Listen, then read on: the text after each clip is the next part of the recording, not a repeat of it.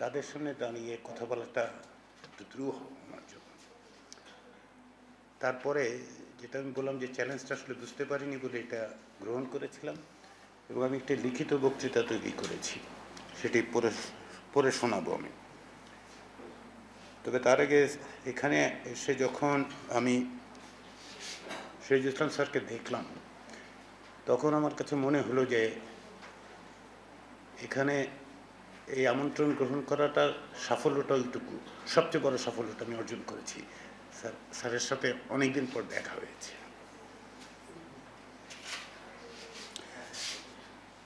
আমি এখন লিখিত বক্তৃতাটি পড়ব এবং সঙ্গে কিছু কিছু অংশ সম্ভবত যুক্তও করার চেষ্টা করব। মির্জা বানু ও সিরাজুল ইসলাম ফাউন্ডেশন বক্তৃতা প্রদান করতে আমাকে আমন্ত্রণ জানানোর জন্য আমি ফাউন্ডেশন এবং ঢাকা বিশ্ববিদ্যালয়ের ইতিহাস বিভাগকে আন্তরিক ধন্যবাদ জানাই। আমি তাদের কাছে কৃতজ্ঞ। কৃতবিদ্য ইতিহাসবিদ অধ্যাপক সিরাজুল ইসলামের নামাঙ্কিত ফাউন্ডেশনের আয়োজিত একটি বক্তৃতা দিতে পারা আমার জন্য গর্বের বিষয়। এই বিশ্ববিদ্যালয়ের একজন শিক্ষার্থী হিসেবে আমি অধ্যাপক সিরাজুল ইসলাম স্যারকে দেখেছি। সদা হাস্যমুখ একজন শিক্ষকের শিক্ষার্থীদের প্রতি যে মমত্ববোধ প্রকাশিত হতে দেখেছি, তার জন্য আমি সেই সময় ইতিহাস বিভাগের শিক্ষার্থীদের প্রতি ঈর্ষান্বিত ছিলাম। বিশ্ববিদ্যালয়ের শিক্ষকতার সময়ে তার সেই মমত্ববোধের যতটা লাভ করেছি, তাতে সেই অপ্রাপ্তির বোধ খানিকটা হ্রাস করেছিল। কিন্তু যারা তার সাহচর্য এবং স্নেহ লাভের সুযোগ পেয়েছেন এবং যারা পাননি, তাদের সকলের জন্যই অধ্যাপক সিরাজুল ইসলাম তার গবেষণা দিয়ে তৈরি করেছেন বাংলার ইতিহাসের এক বিশাল জ্ঞানভাণ্ডার। সেজন্য আমরা সকলেই তার কাছে কৃতজ্ঞ। ইতিহাস চর্চার প্রসঙ্গ তোলা দরকার, কারণ আমরা ইতিহাসের এক মোড় ফেরানোর সময়ে দাঁড়িয়ে আছি। অভাবনীয় হত্যাযজ্ঞ এবং অভূতপূর্ব গণ অভ্যুত্থানের মধ্য দিয়ে 2024 সালে বাংলাদেশ এখন দাঁড়িয়ে আছে এক ক্রান্তিকালে। স্বৈরশাসক শেখ হাসিনার পতন ঘটেছে।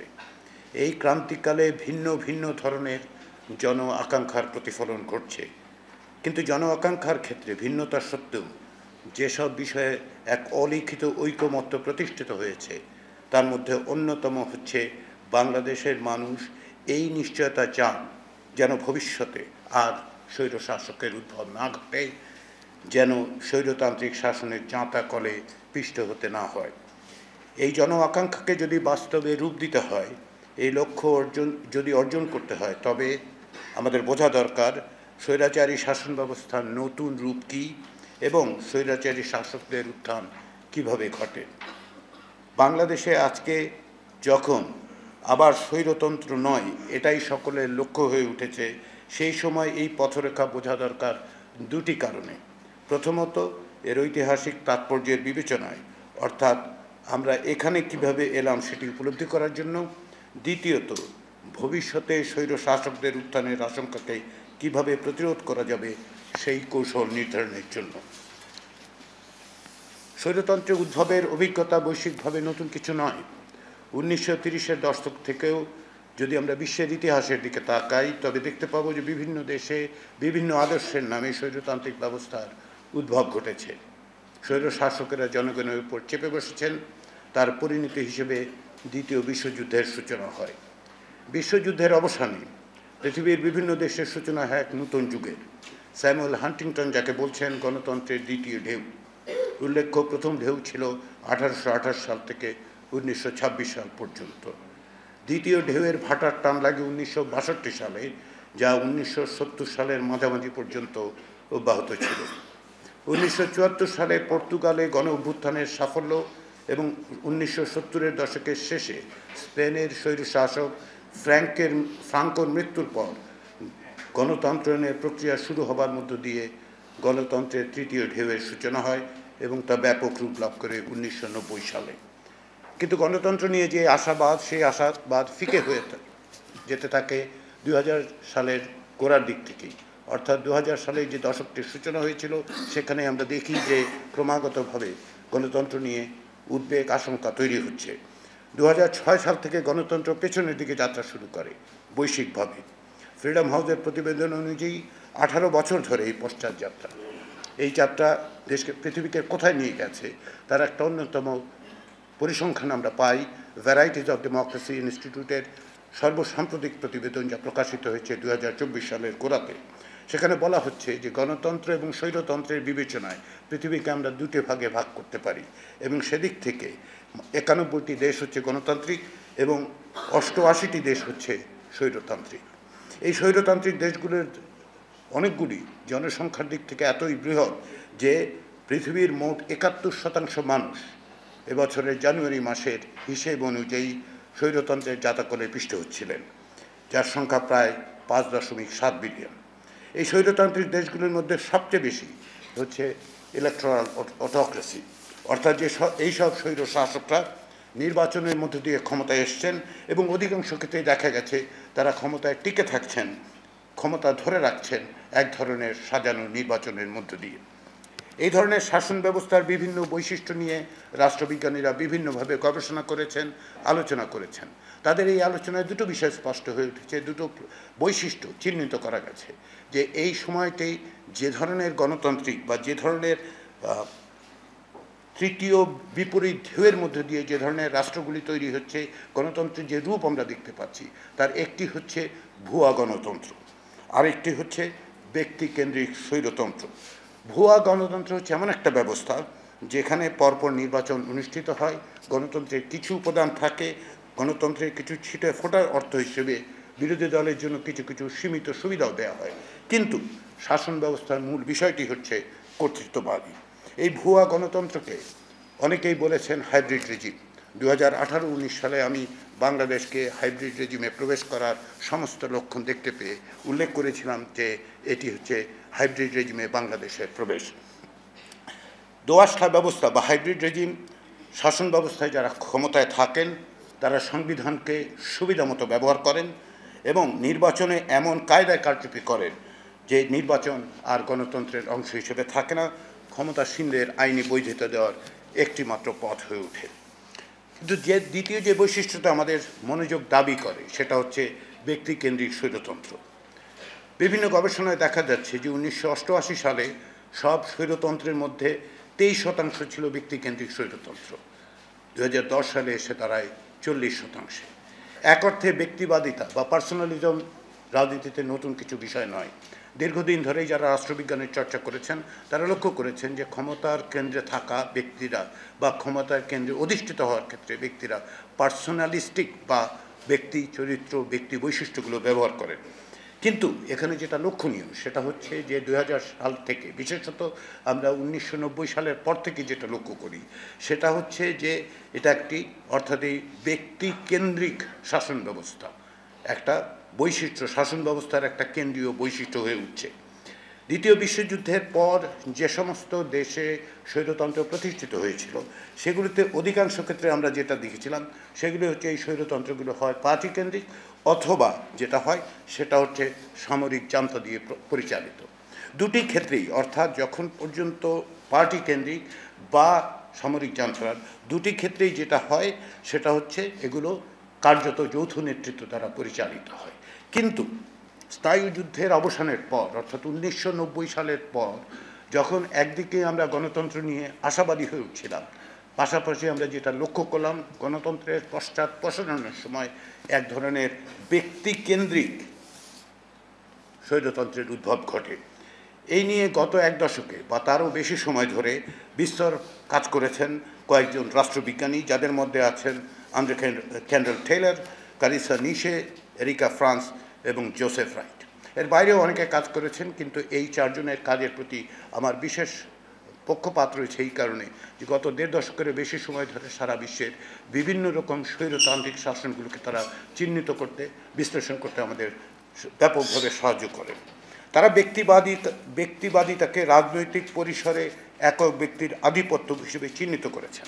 তারা উল্লেখ করেছেন যে কিছু কিছু ক্ষেত্রে ব্যক্তিবাদী নেতারা নিজ দেশের রাজনৈতিক ব্যবস্থায় ব্যাপক মাত্রায় আধিপত্য বিস্তার করেন। এর ফলে এই ব্যক্তিরা যে সরকার পরিচালনা করেন তার সঙ্গে তারা অবিভাজ্য হয়ে পড়েন, অর্থাৎ কার্যত তাদের নামে, তাদের দ্বারাই শুধুমাত্র শাসনটি পরিচালিত হয়।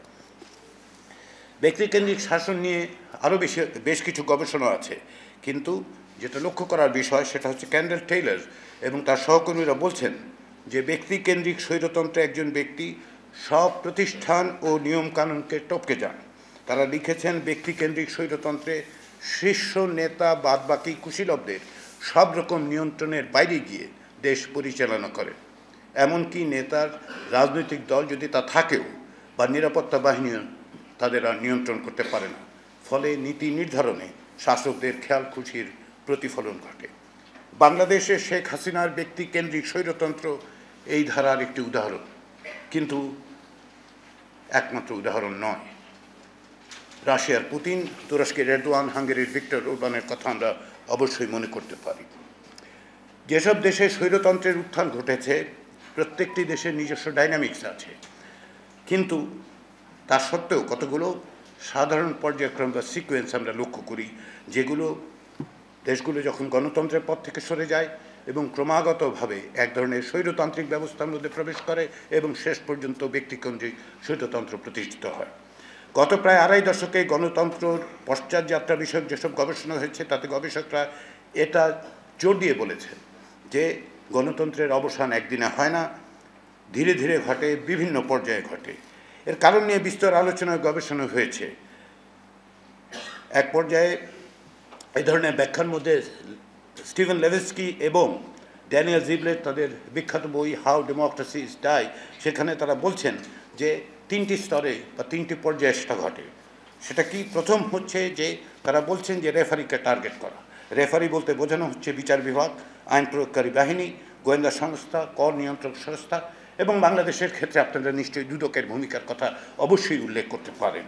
দ্বিতীয় ধাপটা হচ্ছে বিরোধীদের টার্গেট করা। সেক্ষেত্রে তারা যেটা ব্যবহার করেন, দমন নীতি আইন ব্যবহার করে রাজনৈতিক দল থেকে শুরু করে মিডিয়া, সুশীল সমাজ এবং যে কোনো ধরনের ডিসেন্টিং ভয়েস বা ভিন্ন শক্তি তারা নিশ্চুপ করে। আর তৃতীয় ধাপ যেটা, সেটা হচ্ছে খেলার নিয়মটাই বদলে দেওয়া, অর্থাৎ যে আইনসভা কীভাবে কাজ করবে, নির্বাচন কিভাবে অনুষ্ঠিত হবে, এসব গণতন্ত্রের মৌলিক নির্ণায়ক বিষয়গুলোকে তারা বদলে দেয়। কিন্তু এই ধরনের প্রাতিষ্ঠানিক যে ব্যাখ্যাগুলো আমরা পাই সেখানে দুটো দুর্বলতা আমরা লক্ষ্য করি। এর মধ্যে একটা বড় দুর্বলতা হচ্ছে যে যা আলোচিত হয় না তা হচ্ছে আইডিওলজি বা তাদের আদর্শের ভূমিকাটা কী।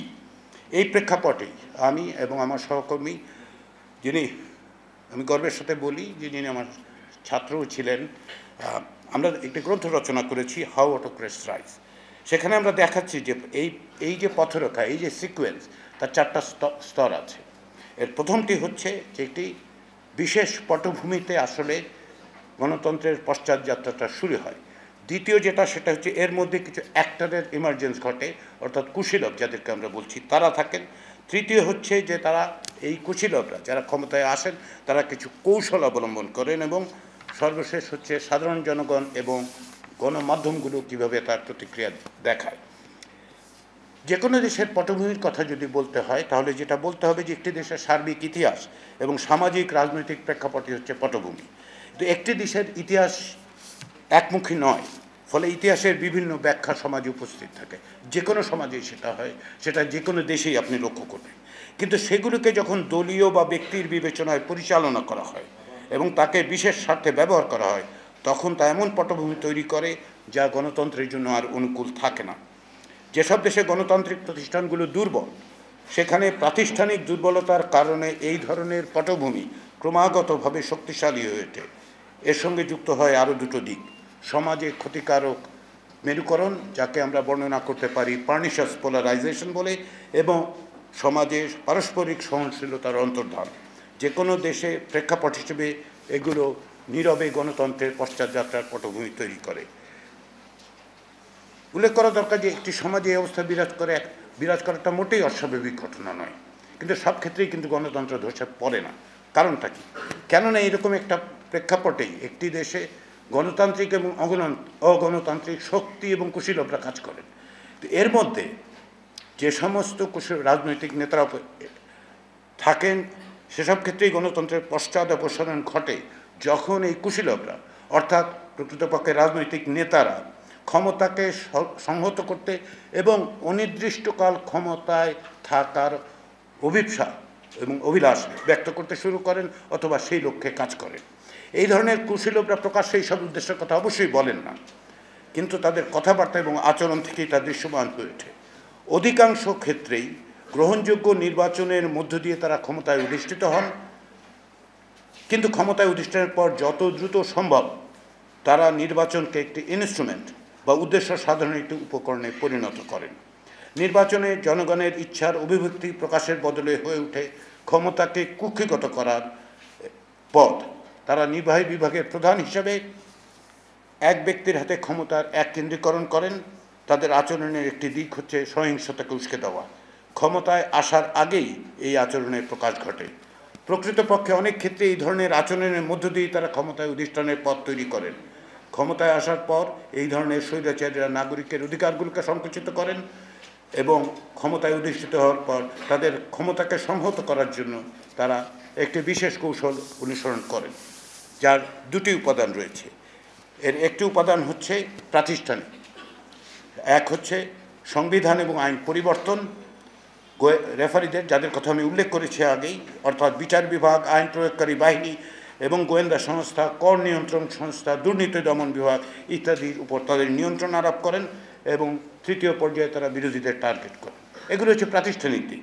কিন্তু কৌশলের দিক থেকে তাদের আরেকটি গুরুত্বপূর্ণ দিক হচ্ছে আদর্শিক।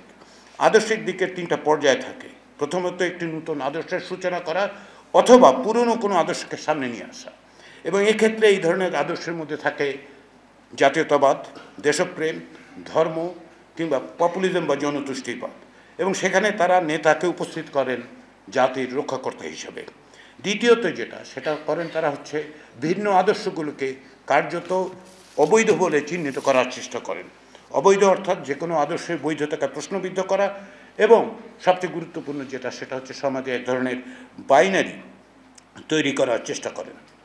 তৃতীয় যেটা হয় যে ক্ষমতাসীনদের আদর্শ বা আইডিওলজিকে তারা রাষ্ট্র ক্ষমতা ব্যবহার করে এবং বিভিন্ন রকম উপায়ে এক ধরনের আধিপত্য তৈরি করতে চেষ্টা করেন। কিন্তু এইসব আধিপত্য মোটেই হেজিমনিক নয়, এই কারণেই যে কোনো আদর্শ হেজিমনিক হয়ে ওঠে যখন অধিকাংশ জনগণ একে নৈতিকভাবে শ্রেয় বলে বিবেচনা করে। কিন্তু যখন এই জনতুষ্টিবাদী এবং স্বৈরতান্ত্রিক ব্যক্তিরা ক্ষমতায় থাকেন, তাদের আদর্শকে তারা রাষ্ট্রীয় ক্ষমতা ব্যবহার করে এবং বিভিন্ন উপায় উপকরণ দিয়েই আসলে প্রাধান্য বিস্তার করার চেষ্টা করেন। যে কারণে আমরা দেখি যেটা হয় সেটা হচ্ছে ডমিনেন্ট রূপ লাভ করে, হেজিমনিক হয়ে ওঠে না। এখন এগুলো কাজ করবে কি করবে না সেটা কিন্তু নির্ভর করে, এই যে কৌশলগুলোর কথা আমরা বলছি, এই কৌশলগুলো নির্ভর করবে যে সেটা জনগণের প্রতিক্রিয়া কি হয়। স্বৈরতন্ত্রের উত্থান আমি আগেই বলেছি খুব ইনক্রিমেন্টাল, ধীরে ধীরে পর্যায়ক্রমিকভাবে। একদিন সকালবেলায় হঠাৎ করে গণতন্ত্র ধসে পড়ে না। এক সময় সারা পৃথিবীতে আমরা জানতাম যে সামরিক বাহিনী একদিন ভোরবেলায় এসে রেডিওতে ঘোষণা করবেন যে আজ থেকে গণতন্ত্র নেই, আজ থেকে সামরিক শাসন। কিন্তু এই ধরনের শাসকেরা যেটা করেন সেটা আসলে একদিন সকালবেলা ঘোষণা দেন না, প্রতিদিন সামান্য করে তারা আসলে গণতন্ত্রের পিলিং করতে শুরু করেন, ছিঁড়ে ছিঁড়ে নেন প্রত্যেকটা পদক্ষেপ। এখন প্রশ্ন হচ্ছে, যখন স্বৈরতন্ত্রের এই যে ইনক্রিমেন্টাল উত্থান, যারা এইসব বিষয়ে নির্লিপ্ত থাকেন, গণতন্ত্রের ক্রমাবনতির জন্য ক্ষমতাসীনদের যুক্তিকেই গ্রহণ করেন, যেটা আমি পরে দেখাবো শেখ হাসিনার ক্ষেত্রে কী হয়েছিল, এবং গণতান্ত্রিক জবাবদিহিতার বদলে জনপ্রিয়তাকে গুরুত্ব দেন, তারাই আসলে এই শাসনকে প্রলম্বিত করেন। অর্থাৎ জনগণের মধ্য থেকে যে গ্রহণযোগ্যতাটা যখন বিভিন্নভাবে তৈরি করা হয়, তখনই আমরা দেখতে পাই যে আসলে ব্যক্তিকেন্দ্রিক স্বৈরতন্ত্রের উত্থানের পথগুলি তৈরি হতে শুরু করে। এর বিপরীত অবস্থান গ্রহণ যদি শক্তিশালী হয়ে ওঠে, তবে স্বৈরশাসকদের উত্থানের পথ বন্ধ করা যায়। বাংলাদেশে স্বৈরাচারী শাসক শেখ হাসিনার উত্থানের ইনক্রিমেন্টাল পথ এবং পর্যায়গুলো, অর্থাৎ পথরেখা, ঠিক এই ক্রমই অনুসরণ করেছে। বাংলাদেশে স্বাধীনতার পরবর্তী 2 দশকে গণতন্ত্রের চর্চার কোনো ঐতিহ্য গড়ে ওঠেনি, বরঞ্চ একাধিকবার কর্তৃত্ববাদী শাসন প্রতিষ্ঠিত হয়েছে। এর মধ্যে 1975 সালে আওয়ামী লীগের নেতৃত্বে একদলীয় শাসন এবং পরবর্তী সময়ে জিয়াউর রহমান এবং জেনারেল এইচ.এম. এরশাদের নেতৃত্বে অব্যাহত সেনা শাসনও আছে। 1990 সালের অভ্যুত্থান পরবর্তী সময়ে ইলেকটোরাল গণতন্ত্রের পথে বাংলাদেশের যাত্রা শুরু হয়, কিন্তু পরবর্তী 15 বছর ধরে গণতান্ত্রিক প্রতিষ্ঠানগুলো এবং গণতন্ত্র চর্চার দুর্বলতা, একটি কার্যত দ্বিদলীয় ব্যবস্থায় দুই দলের মধ্যে অন্তহীন কলহ, 2007 সালে সেনা সমর্থিত তত্ত্বাবধায়ক সরকারের গৃহীত পদক্ষেপের কারণে রাজনীতির ভারসাম্য বিপর্যিত হওয়ার প্রেক্ষাপটে শেখ হাসিনা 2009 সালে ক্ষমতায় আসেন। এই প্রেক্ষাপটে শেখ হাসিনা ক্ষমতার এক কেন্দ্রীকরণের আভাস মেলে তার শাসনের সূচনায়, যখন তিনি উপর্যুপরিভাবে প্রধান বিরোধী দলের অস্তিত্বের বৈধতা নিয়ে প্রশ্ন তোলেন। তদুপরি 2007 সালে তত্ত্বাবধায়ক সরকারের কথিত সংস্কারের সময় দলের অভ্যন্তরেই শেখ হাসিনাকে সরিয়ে নতুন নেতৃত্বের কথা উঠলে তার সমর্থকরা দলে হাসিনার বিকল্প নেই বলে প্রচার শুরু করেন। হাসিনা ক্ষমতায় আসবার পর তা দাঁড়ায় সরকারে হাসিনার বিকল্প নেই।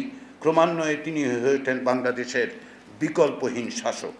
সমাজের ভেতরে বিভক্তির এক বড় উপাদান হয়ে ওঠে 2013 সালে যুদ্ধাপরাধীদের বিচার প্রক্রিয়া। শেখ হাসিনার স্বৈরাচারী হয়ে ওঠার কৌশলের প্রাতিষ্ঠানিক দিকের প্রধান ছিল 2011 সালের সংবিধানের পঞ্চদশ সংশোধনী, কিন্তু সেটাই একমাত্র প্রাতিষ্ঠানিক ব্যবস্থা ছিল না।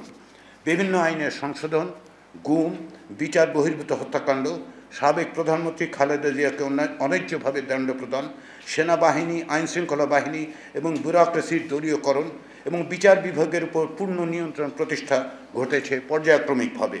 যেটা বিশেষভাবে উল্লেখ করা দরকার তা হচ্ছে বিচার বিভাগের সম্মতি এবং একদলীয় বিবেচনায় ক্ষমতাসীন দলই শুধু নয়, ব্যক্তিকে প্রতিষ্ঠা করা। আমি আবারও বলি, এটি বাংলাদেশের জন্য এখনকার বিবেচনায় অত্যন্ত গুরুত্বপূর্ণ। শেখ হাসিনার ব্যক্তিকেন্দ্রিক কর্তৃত্ববাদী শাসনের ক্ষেত্রে বিচার বিভাগের সম্মতি ছিল একটা বড় ব্যাপার, এবং দলীয় বিবেচনায় শুধুমাত্র ক্ষমতাসীন দল নয়, বিচার বিভাগ কার্যত ব্যক্তিকে প্রতিষ্ঠা করেছিল গত 15 বছর যাবত। একইভাবে পর্যায়ক্রমিকভাবে রাষ্ট্রীয় প্রতিষ্ঠানগুলোকে অকার্যকর করা হয়েছে। অন্যদিকে একাধিক জালিয়াতি নির্বাচনের মাধ্যমে আইনসভাকে পরিণত করা হয়েছে ব্যক্তি বন্দনার আসরে।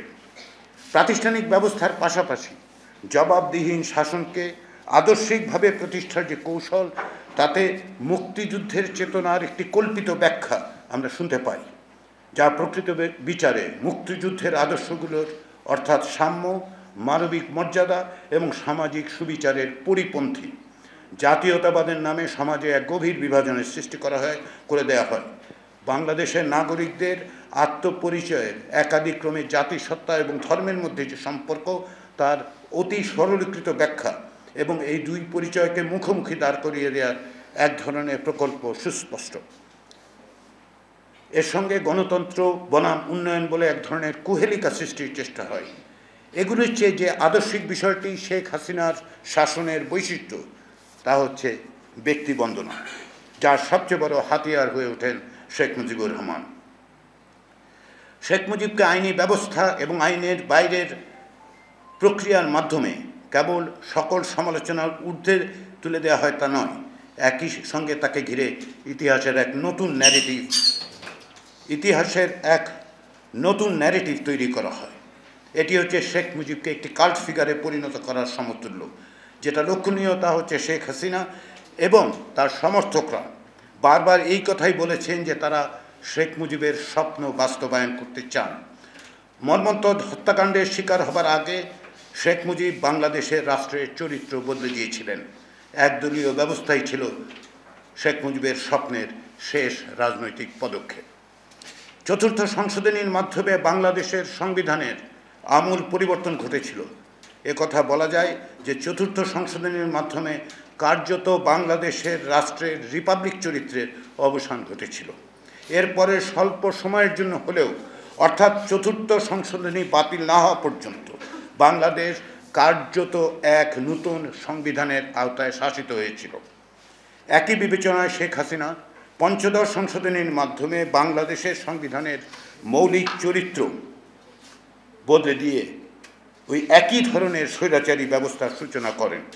এই দুই ক্ষেত্রেই জনগণের কাছ থেকে পূর্ববর্তী নির্বাচনে রাষ্ট্রের চরিত্র বদলের কোনো ম্যান্ডেট কখনো নেওয়া হয়নি এবং পরিবর্তনের প্রস্তাবের পর গণভোটের মাধ্যমে জনগণের সম্মতি নেওয়া হয়নি, না চতুর্থ সংশোধনীর ক্ষেত্রে না পঞ্চদশ সংশোধনীর ক্ষেত্রে, যদিও কার্যত দুটো নূতন সংবিধান তৈরি করে ফেলেছিল সংসদের ভেতরে বসে, রাষ্ট্রের চরিত্র পরিবর্তন করেছিল, কিন্তু তারপরেও না জনগণের অংশগ্রহণের সুযোগ ছিল, না জনগণের ম্যান্ডেট তাদের হাতে ছিল।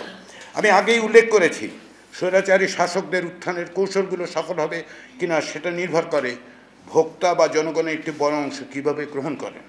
বাংলাদেশের 16 বছরের স্বৈর শাসনের বিরুদ্ধে রাজনৈতিক দল এবং বিভিন্ন শক্তি প্রতিরোধ তৈরি করার চেষ্টা করেছে। দেশে একটি ভয়ের সংস্কৃতি তৈরি করে মানুষকে এক ধরনের নিষ্ক্রিয়তার দিকে ঠেলে দেওয়া হয়েছিল, কিন্তু এর পাশাপাশি ক্রমাবনতিশীল অবস্থাকে গ্রহণ করে নেবার মানসিকতাও তৈরি করা হয়েছে। এই প্যাসিভিটি বা নিষ্ক্রিয়তা উৎপাদন করেছে বাংলাদেশের গণমাধ্যমগুলো, এর সঙ্গে সংশ্লিষ্ট সাংবাদিকদের একাংশ এবং কথিত রাজনৈতিক বিশ্লেষকরা, বাংলাদেশের কথিত সিভিল সোসাইটির একটি অংশ এবং সাংস্কৃতিক কর্মী বলে পরিচিতরা এই প্রক্রিয়াকে বৈধতা প্রদান করেছেন। বাংলাদেশের নাগরিকরা যখন আগামীতে আর স্বৈর শাসক দেখতে চান না বলে সংকল্পবদ্ধ, সেই সময়ে স্বৈর শাসক কীভাবে তৈরি হয়, কীভাবে তৈরি হয়েছিল, সেই প্রেক্ষাপট এবং পথরেখা বোঝা দরকার। এই অভিজ্ঞতা থেকে শিক্ষা নিয়েই কৌশল তৈরি করতে হবে। সেই শিক্ষা হচ্ছে একদিকে প্রাতিষ্ঠানিক ব্যবস্থা করা।